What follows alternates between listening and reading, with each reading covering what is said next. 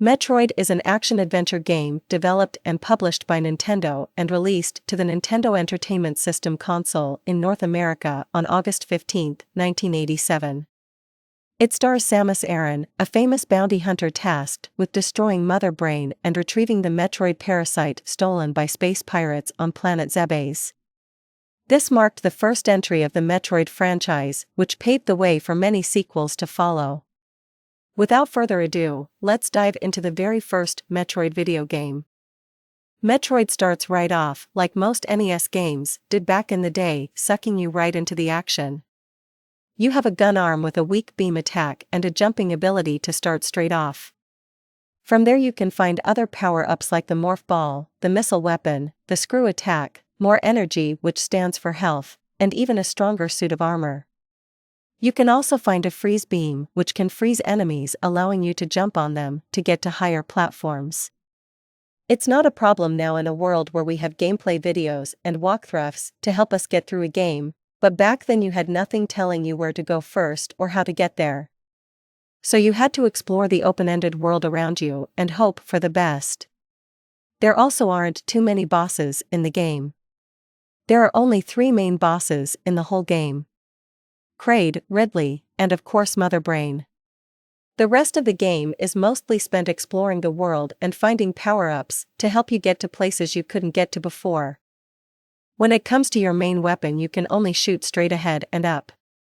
There's no way to shoot down at enemies that are on the floor, and you can't crouch down to shoot lower enemies.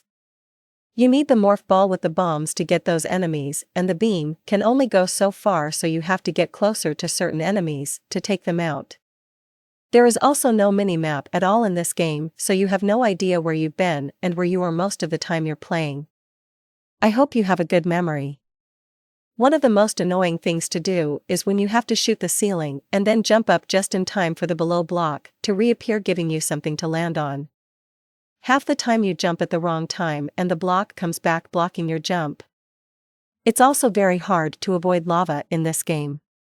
You're doing your best to jump across the different platforms and kill enemies, and you end up bumping into something or falling in lava anyway, and that drains your health, of course. On a brighter note, there are areas where enemies come out constantly for you to kill and gain health and item pickups. This is called farming. You can stay there as long as you need to until your health is back to full or you have enough missiles to get through a door that can only be opened by missiles. And for some reason you need at least 5 missiles to open up red doors, and 10 to open up purple doors. How many times do you have to shoot something to get it to stay open around here? After you defeat the Mother Brain, a timer goes off and you have to escape the base before the time limit runs out, or else the base explodes. This is mostly jumping up incredibly small platforms that you can easily miss and fall further down the area, sucking away more of your time. I get wanting to provide a challenge, but the game is hard enough at the beginning. Do we need to make the platforms so freaking small? I'm amazed Samus can even balance on those things. Oh, and it isn't until the very end of the game that you find out Samus is a woman. That's right, Metroid was one of the first games to include a female protagonist, making it one of the more memorable games in that category of strong female characters. I get why they did it this way, as back then, and it kinda still true to this day, people didn't like the idea of females being on the game box or promoted in a game as the star, so they had to be sneaky and make you think you're playing as a guy or a robot until you beat the game and see, hey, that's a woman. What a twist. Okay, so the game takes place on the planet Zebes, and it's up to Samus to take back the Metroid parasites that were stolen from a Galactic Federation space research vessel by space pirates. The Metroid is a dangerous parasite that can latch onto anything and drains its energy. The space pirates planned to replicate the Metroid and use it as a weapon. The Galactic Federation tried to get it back themselves, but they were defeated by the space pirates. So they had no choice but to send in Samus Aran to retrieve the Metroids and defeat the space pirates and the Mother Brain, which controls the space pirates' base. The story isn't really told through the game. There's a little briefing you can read if you wait on the title screen, but otherwise you'd have no idea what the story was about unless you looked at outside sources, which was fine for back then. It wasn't about the story, it was about the gameplay. That aside, the story was a pretty good one, I must say. The graphics are okay. They're not really great, but they're not terrible either.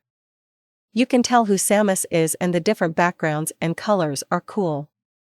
Considering this game was made in the 80s on the NES during the 8-bit era, it's fine for what it is. I hate to say it, but the game has really showed its age. I know I can't be too hard on something that came out in the 80s for the Nintendo Entertainment System, but if you play any of the latter Metroid titles, this one is really dated. As I said before, there is no mini-map, so you have no way of knowing where you came from or where you're going. The beam only shoots so far and can only be aimed straight ahead or up. You can't shoot down, and you can't kneel and shoot for shorter enemies like you can in some of the sequels. I waited for a power-up that would make the beam shoot at a farther distance, and it never came. If you can look past those faults, then it's worth a rental at the very least. Overall, despite being dated, the original Metroid is the game that started it all. It's a challenging piece that requires you to explore the world around you and pick up power-ups to get past points you couldn't before. While it pales in comparison to future titles, it's still worth checking out to see how the series started and watch it evolve from oldest to newest. Try it.